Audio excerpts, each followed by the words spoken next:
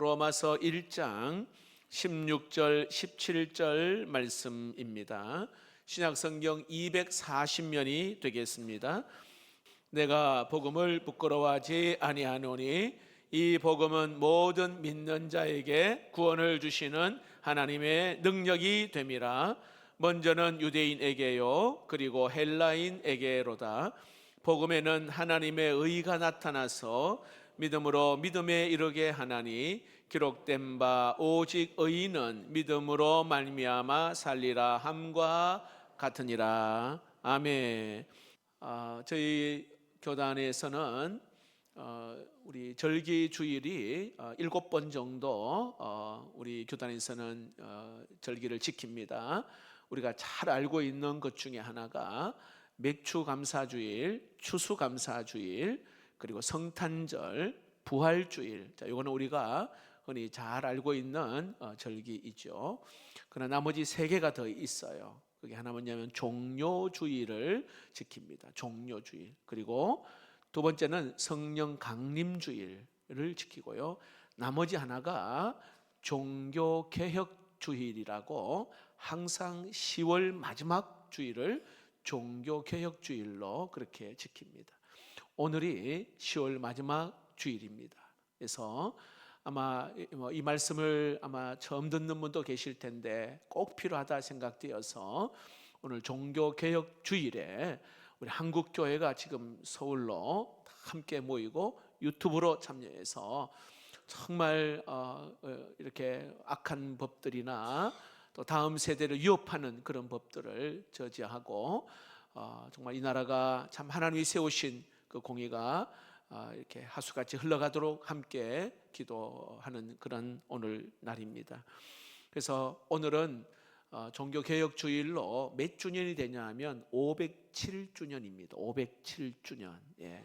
다시 말합니다. 507년 전 1517년 10월 30일 마틴 루터가 자기가 소속된 빈테베르크 학교의 교회 정문 앞에 95개의 그 조항을 거기다 써붙였어요. 다시 말하면 개혁되고 변화되어야 될 95개의 내용들을 게시판에 붙이면서 시작되었습니다.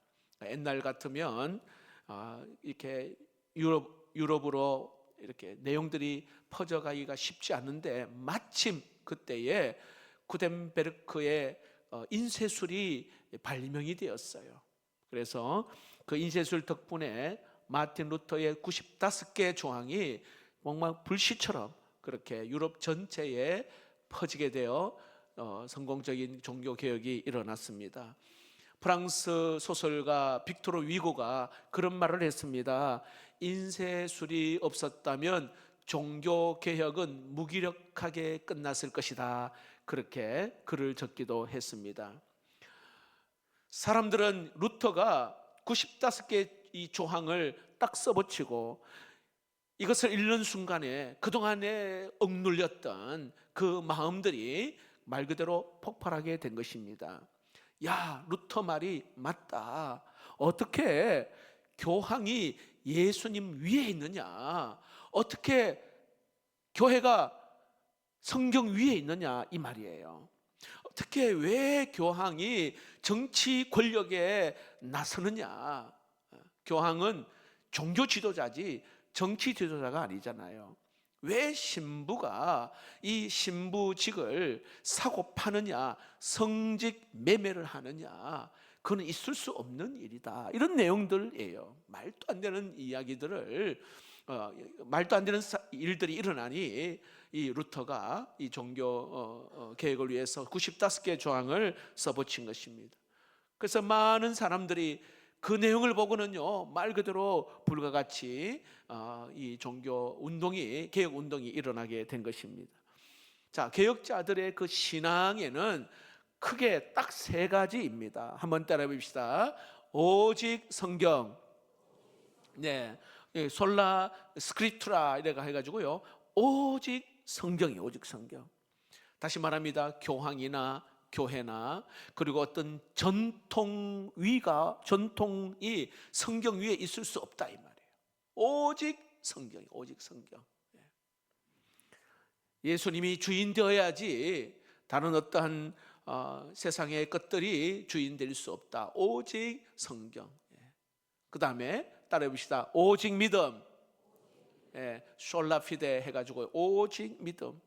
다시 말합니다. 우리가 구원을 받는 것은 어떤 우리가 사람들이 고행을 하고 노력을 하고 애를 쓰고 선행을 하고 해서 구원을 받는 것이 아니라 오직 믿음으로 구원을 받는다. 할렐루야. 세 번째는요, 만인 제사장입니다. 만인 제사장. 여러분, 우리가 잘 알고 있듯이 구약 시대에는 레위인이 제사장직을 감당했잖아. 레위인이 제사장직.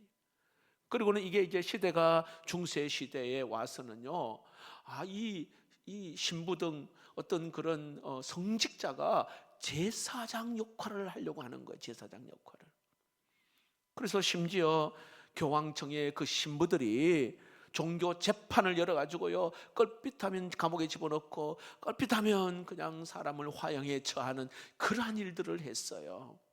그래서 루터가 가만히 보니 성경에도 이게 위배된 일이잖아요. 아니 보니까 제사장은 예수를 믿는 사람은 다 제사장이란 말이죠. 성직자들만 제사장이 아니라 예수를 구주로 영접하는 사람 다 제사장. 베드로전서 2장 9절 말씀에 너희는 거룩한 백성이요 왕 같은 제사장이라 성경에 나와 있잖아. 그렇죠? 여러분, 우리가 어떻게 여기에 우리 모두가 다 이 제사장이 되었습니까? 구약 시대에는 여러분 레위 지파 그 아론의 후손들이 제사장 노릇을 했습니다. 조금 전에 말씀. 그리고 나서 예수님이 이 땅에 오시고 나서는 예수님을 주인으로 모시는 고백하는 사람들은 다 제사장이 된 사건이 있잖아요. 그 사건이 뭐예요? 예수님께서 그 제사장의 길을 여신 분이 예수님이거든요. 그 사건이 언제냐면 마태복음 27장 50절. 여러분, 예수님이 골고다 언덕에서 마지막 숨을 거두는 장면이에요. 같이 읽어볼까요? 시작. 예수께서 다시 크게 소리 지르시고 영원히 떠나시니라. 자, 예수님께서 골고다 언덕에서 십자가에 이제 숨이 끊어지는 그 순간에 저 멀리 예루살렘 성전에서 어떤 역사가 일어났습니까? 그렇죠. 여러분, 예루살렘 성전 안에는요 성소와 지성소가 있는데 그 사이에 큰 휘장이 거기에 가로막혀 있어요. 직접 사람이 수놓은 아주 두꺼운 휘장이 가로막혀 있단 말이에요. 그런데 이 지성소 안에는요 대제사장만 들어갈 수 있어요. 아무나 들어갔다는 죽는 거예요. 자, 그런데 예수님이 십자가에서 숨을 딱 거두는 순간 그 성전의 휘장이 위에서부터 아래로 찢어진 거예요. 예? 이 굉장한 의미가 있는 거예요. 51절 마태복음 27장 51절 읽어봅시다. 이에 성소 휘장이 위로부터 아래까지 찢어져 둘이 되고 땅이 진동하며 바위가 터지고 이렇게 말합니다. 휘장이 위에서부터 아래로 찢어졌다. 아래에서 위로 찢어졌다면 사람이 뭐 어떻게든 찢을 수가 있을지는 몰라도 위에서부터 아래로 찢어진 거예요. 여러분, 이게 어떤 의미입니까? 이제 지성소에 들어가는 건 제사장만 들어가는 것이 아니라 예수님이 십자가의 죽으심으로 말미암아 이 지성소에는 누구든지 그 예수를 믿는 자는 주님 앞에 나아갈 수 있는 길이 열린 줄로 믿습니다. 지성소 안에는 그 당시에 속죄소가 있었어요. 법궤 아시죠? 속죄소, 법궤가 거기 있었어요. 여기는 하나님의 임재가 임하는 자리, 백성들의 기도를 가지고 가면 기도의 죄 사함을 받는 그 자리가 속죄소였어요. 그곳에 가서 하나님을 만나고 기도하는 장소가 속죄소였습니다.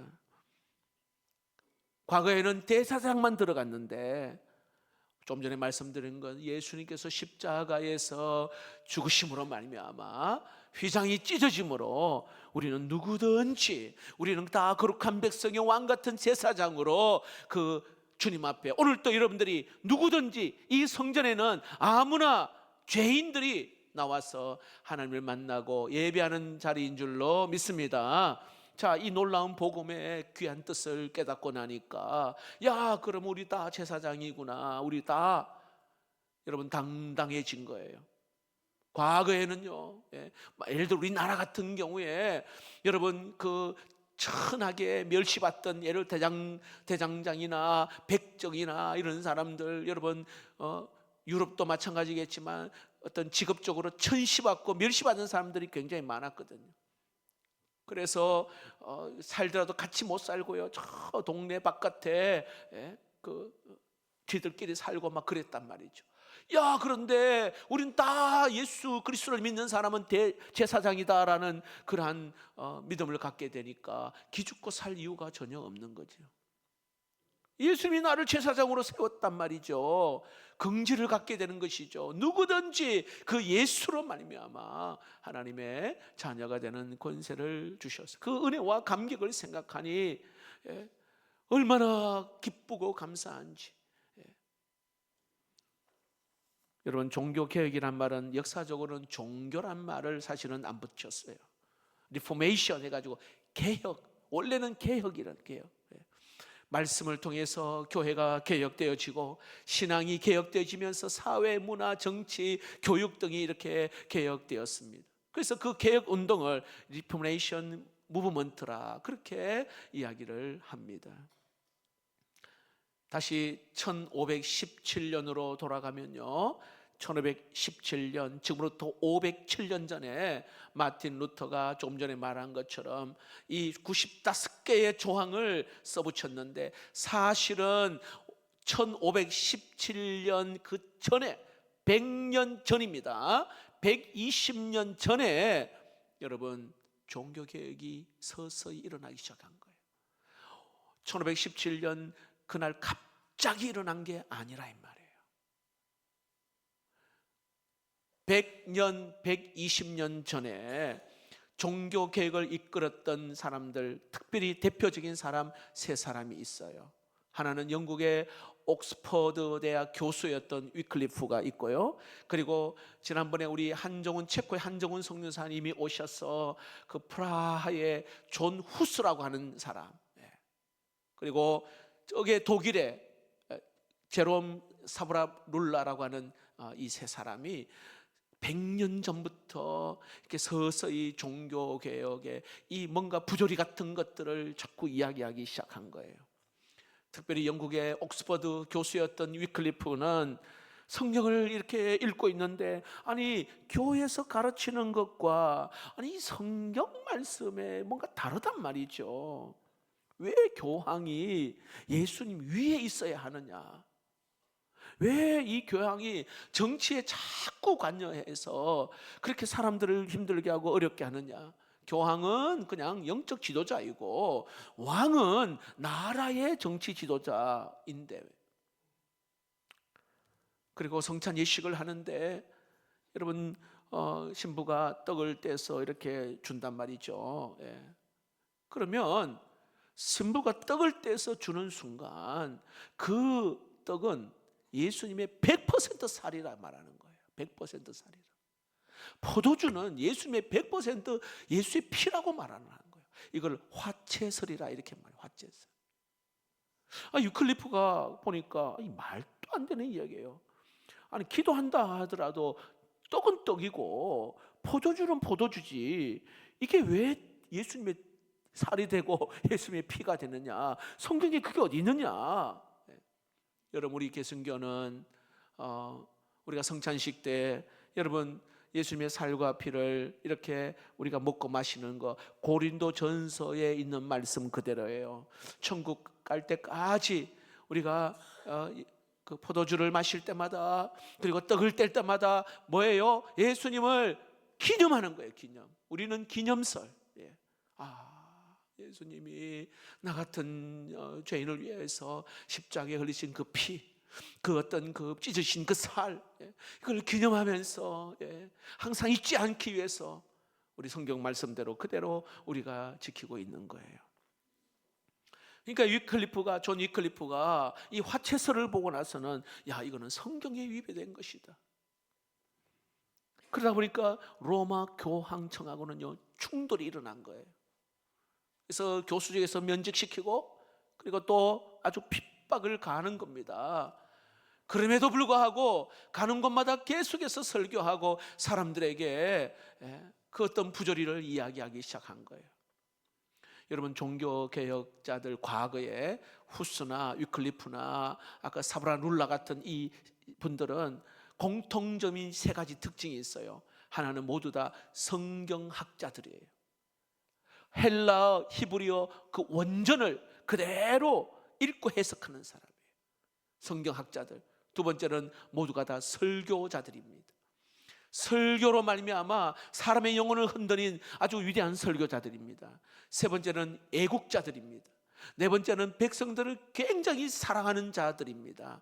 다섯 번째는 이들의 모든 것이 일관되는 게 뭐냐면 오직 예수 그리스도, 주님 제일주의로, 예수 제일주의로 살았던 그런 자들입니다. 그래서 예수님이 모든 신앙의 근거이고 예수님이 모든 우리의 삶의 기준이 예수님이다라는 것을 이들이 공통적으로 가지고 있는 특징입니다. 이것이 종교개혁자들의 그러한 정신이었습니다.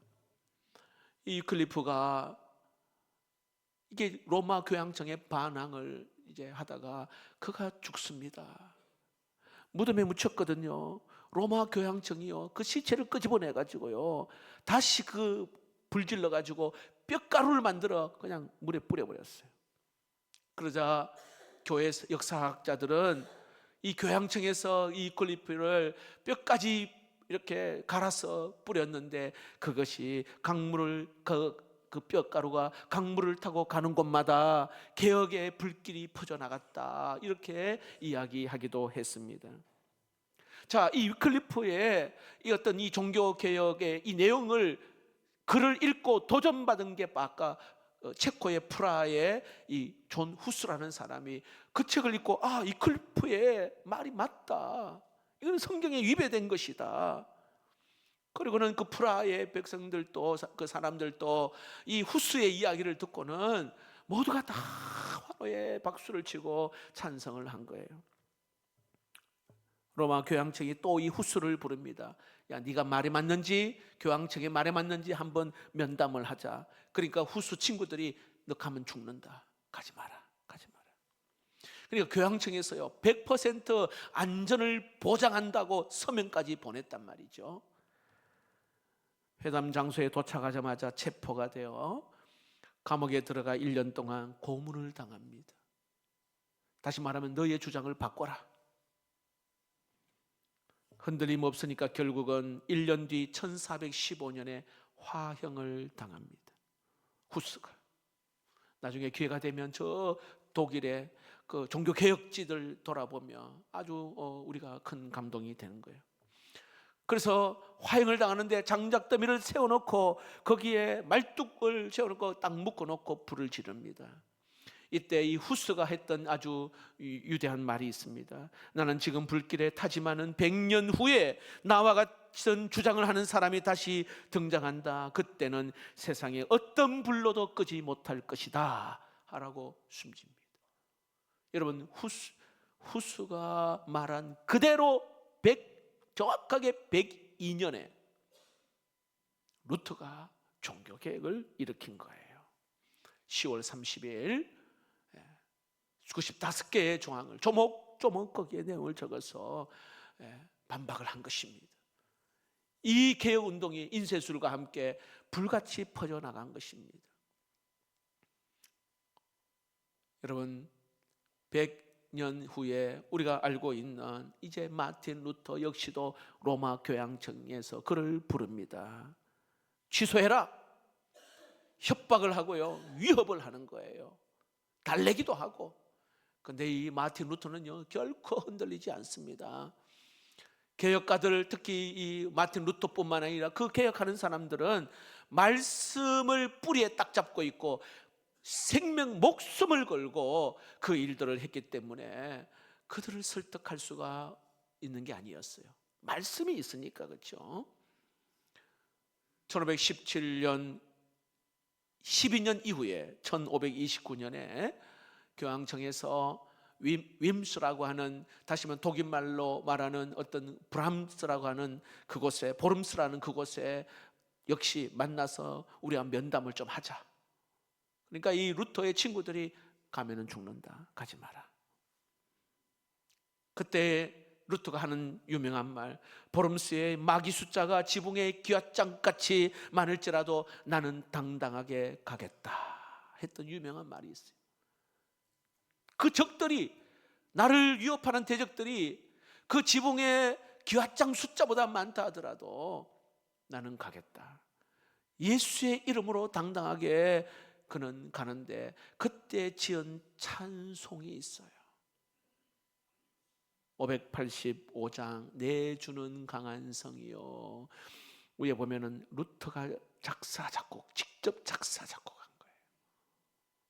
예수님이 어떤 핍박과 어떤 환난과 어떤 어려움이 우리에게 있다 하더라도 주님이 우리를 지켜주시는 강한 성이 되신다라고 말해요. 그리고 주님이 우리의 방패와 병기가 되십니다. 이런 고백이에요. 큰 환난에서 우리를 구하여 내실 것이다. 애원수 마귀는 우리의 모략과 권세를 가지고 무기를 삼지만은 천하에 누가 그걸 당하겠느냐, 이런 찬송이에요. 여러분, 루터가 늘 항상 당당했지는 않을 거 아니겠습니까? 이런 일화가 있어요. 한 번은 이 종교 개혁을 익히는데 굉장히 힘들거든요. 주저앉기도 하고 절망하기도 하고. 그런데 어느 날 하루 아내 되시는 분이 하얀 소복을 입고 나타난 거예요. 그래서 루터가 하는 이야기가, 누가 죽었어요? 누가 죽었어요? 루터가 한 유명한 말, 루터 아내가 하는 이야기가요, 당신이 믿는 하나님이 죽었어요. 하나님이 죽다니, 하나님이 죽다니. 이 말의 의미 뭐예요? 여보, 하나님은 살아계시잖아요. 당신이 이렇게 절망하고 이렇게 낙심해서는 안 돼요. 그 아내의 이야기를 듣고 다시 힘을 얻은 거예요. 다시. 그리고 내주는 강한 성이요, 이 찬송을 쓰게 된 거예요. 로마 교황청이 그를 불러서 조사단이 그 루터가 쓴 책을요, 한 권 한 권씩, 이거 당신이 썼어? 네, 제가 썼습니다. 이거 취소할 수 있어? 취소 못합니다. 예수의 이름으로 쓴 책이니 글자 한자도 바꿀 수 없습니다. 또 다른 책을, 이거 당신이 썼어? 제가 썼습니다. 이거 취소할 수 있어? 지금 취소하면 이 교황청의 이름으로 당신의 죄를 사해 주겠어? 저는 취소할 수 없습니다. 꺾이질 않습니다. 그리고는 다시 면담할 날을 정해서 다시 오라고 합니다. 이때에 주변에 가면은 분명히 죽는다, 거기는 분명히 음모가 있다는 것이죠. 그래서 루터를 빼돌립니다. 그리고는 6개월 동안 그가 보호받으면서 6개월 동안 한 게 뭐냐 하면, 그가 성경을 번역했어요. 어떤 번역이냐요, 그 당시에 신부들은요, 라틴어로 된 이걸 가지고 예배를 드린단 말이죠. 근데 앉아있는 사람은, 독일 사람들은 라틴 말이 무슨 말인 줄 모르고 그냥 듣는 거예요. 그래서 6개월 동안 신구약을 이 루터가 이 라틴어를 독일 말로 번역을 다 한 거예요. 6개월 동안. 지금도 독일 사람들은 이 루터가 번역한 이 성경을 지금도 쓰고 있어요. 여러분, 마틴 루터는 종교 개혁을 한 데 있어서 결정적인 성경 말씀이 오늘 본문의 말씀, 로마서 1장 16절 17절이에요. 루터가 젊은 날에 뭘 고민을 했냐면, 진짜 우리가 구원받는 게 뭘까? 그는 막 계단 또 무릎을 올라가면서 고행 또 해봤어요. 막 인간의 노력과 수고를 해봤어요. 그러다 보니 이건 아닌데 라는 생각이 든 거죠. 금식도 해봤단 말이죠. 그런데 로마서 1장 16, 17절 읽으면서 16절 한번 볼까요? 16절 로마서 1장 16절 같이 읽어봅시다. 내가 복음을 부끄러워하지 아니하노니 이 복음은 모든 믿는 자에게 주시는 하나님의 능력이 됨이라. 자, 루터가 보니까 이 복음은 모든 믿는 자에게 뭘요? 구원을 주시는 하나님의 능력이라. 복음이요, 능력이라고 하는데, 여러분 이 능력이란 말은 헬라어로 따라해 봅시다. 두나미스. 이 정도는 우리가 알고 있으면 좋겠어요. 능력이란 말이 두나미스, 헬라어 말로 두나미스인데요, 이 두나미스를 영어로 두 가지가 나와요. 하나는 다이너마이트, 하나는 다이나믹. 이렇게 두 가지로 영어로 해석이 되는 거예요. 다이너마이트가 뭐예요? 폭파시키잖아요. 깨트리잖아요. 야, 이 복음을 딱 듣는 사람은 그 죄로부터, 죄에 묶여 있고 죄에 엉그러져 있는 것들을 하나님이 깨트리시는 거예요. 그만큼 능력, 죄를 깨트리는 능력, 이게 복음이라는 거예요. 성령의 강력한 은혜가 역사하니까 깡패가 회개하고 예수 믿게 되고, 죽고 싶은 자들도 예수님을 알게 되어 살게 되어지고 막 변화가 일어나는 거예요. 복음의 능력, 다이너마이트 같은 일이 일어나는 것을 봅니다. 다시 말하면 다이너마이트 같은 두나미스. 또 하나는 다이나믹. 여러분 태양 빛을 비추면은 여기에 그 얼었던 눈들이 녹듯이, 그리고 여러분 우리 어린 아이들은 보이지 않지만 이렇게 자라잖아요. 다이나믹한 게 있단 말이죠. 야, 두나미스 같은, 다이나믹 같은 이 두나미스가 있는 거예요. 복음에는. 때때로는 다이너마이트 같이 완전히 깨트리는 거예요. 아마 여기에 계신 분들 중에서도 그 복음으로 말미암아 내가 완전히 그냥 깨어져서 예수 앞에 나오는 분들 계시잖아요. 또 다이나믹처럼 서서히 예수 그리스도로 말미암아 디모데와 같이 그저 그 부모님의 그 신앙에 의해서 신앙을 교훈받아서 그대로 쭉 자라는. 요한복음 3장에 예수님이 니고데모와 대화할 때에 우리가 거듭난 것이 바람이 어디서 오는지 어디로 가는지 모르듯이 성령의 역사가 바로 다이나믹하게 역사하는 거죠. 자, 오늘 여기에 1장 16절 말씀, 그러면서 17절 말씀을 한번 볼까요? 17절에 복음에는 하나님의 의가 나타나서, 하나님의 의가 나타나서 믿음에 이르게 한다. 자, 조금 전에 말씀드린 것처럼 구원에 이르는 것은 사람의 방법이 아니라는 거예요. 사람의 방법. 돌을 닦고 고행을 하고 어떤 금식을 해서 그 하나님의 의가 나에게 오는 것이 아니에요. 하나님의 일방적인 전적인 하나님이 내가 너를 너는 거룩하다 인칭을 받는, 칭함을 받는 그것으로 여러분 우리는 하나님의 자녀된 줄로 믿습니다.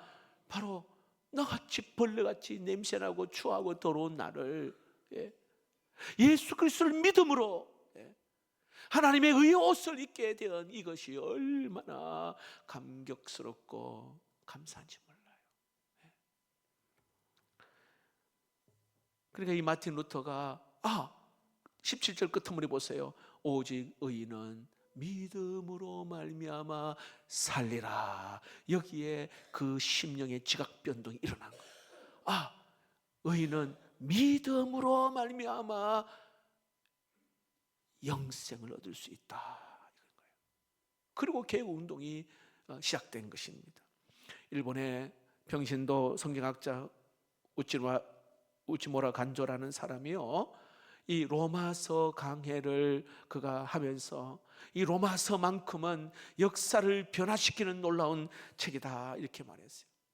2000년 전에 그 교회사에 있어서 로마서가 사람들을 굉장히 그냥 많이 뒤집어 엎었어요.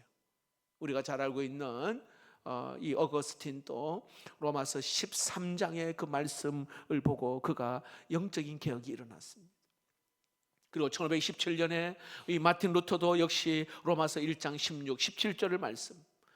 그리고 17세기에 아주 요한 웨슬레라고 하는 이 감리교를 창시했던 요한 웨슬레가 로마서의 서문을 읽고 감동을 받은 거예요. 20세기에 독일의 그 칼바르트는요, 저 시골 교회에서 7년 목회하면서 로마서를 그냥 꿰뚫어 버린 거예요.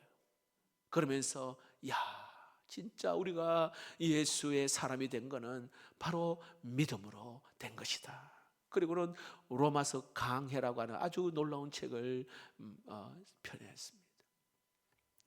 여러분, 로마서는요 지금도 많은 성경 다 마찬가지겠지만, 혹시 여러분 예수 믿은 지 얼마 안 된 분이나 내가 영적인 개혁이 일어나고 뭔가 변화가 있기를 원하시는 분은 로마서를 꼭 읽어보세요.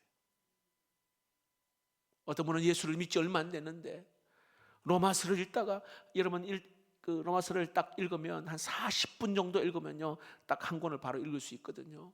로마서를 읽으면서 떼굴떼굴 구르는 거예요. 나같이 이런 더러운 죄인을 예수의 그 피로 말미암아 내가 이렇게 하나님의 사람이 되었다는 것에 대해서 자복하고 통회하는 역사가 많아요. 저 이슬람 쪽에 있잖아요. 그 인분들도 로마서 말씀 가운데에 그 읽는 것들이 마음의 심경의 변화가 일어나기도 합니다. 우리의 영혼을 뜨겁게 합니다. 우리의 삶을 변화시키는 하나님의 말씀. 그래서 이 종교개혁주일 오늘 맞이하여 혹시 여러분 이번 한 주간 단 40분의 시간을 내서라도요 로마서를 깊이 정독하여 읽으실 때에 좀 전에 말씀드린 것처럼 그 로마서에 담긴 성령의 다이나마이트 같은 두나미스 그 능력, 그리고 다이나믹한 그러한 두나미스 그 능력. 그래서 여러분, 내가 좀 밋밋하다, 내 신앙이 뭔가 기쁨도 없고 감사가 없다, 이건 정상이 아니잖아요. 빨간 신호가 온 거거든요.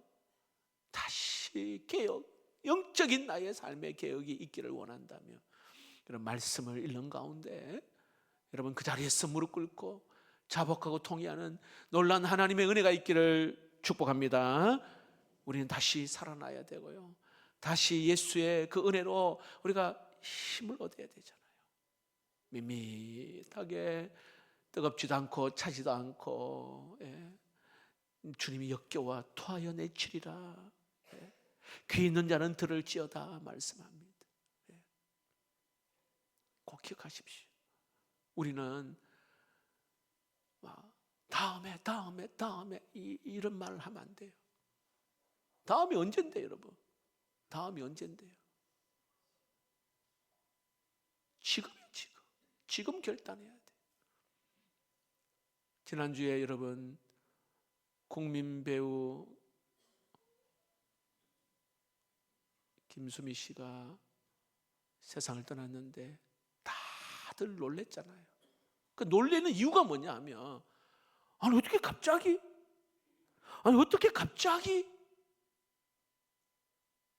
여러분, 성경에는요 그런 갑작스러운 이야기를 굉장히 많이 해요. 아침에 우리 인생은 아침에 안개가 있다가 안개가 사라지는 것 같이 우리 인생이 그렇다. 나그네와 같다. 우리 인생은 들에 핀 풀, 꽃과 같이 잠시 있다가 시들어버리는 것 인생이다. 화살같이 싹 지나간다. 그런 표현들이 굉장히 많아요. 그래서 하나님, 지금 성령 충만하고 지금 하나님을 찾을 때이고 지금 하나님을 만날 때예요. 지금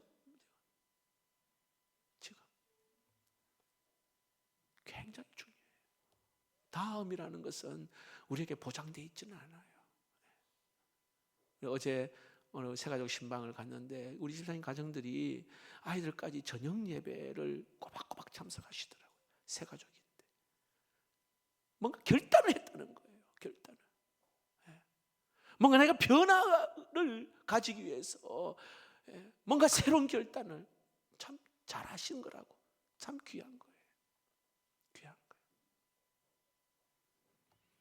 여러분, 507년 전에 마틴 루터가 발견한 이 위대한 복음의 이 두나미스의 그 어떤 능력이 오늘 여러분 우리의 심령 가운데에 역사하시고 우리의 가정 가운데 역사하셔서 우리 교회 가운데 역사하셔서 교회가 해야 될 사명, 내가 해야 될 그 사명을 여러분 깨닫고 여러분 성령의 능력으로 여러분 믿음의 사람으로 하나님 앞에 쓰임 받기를 주님의 이름으로 축복합니다.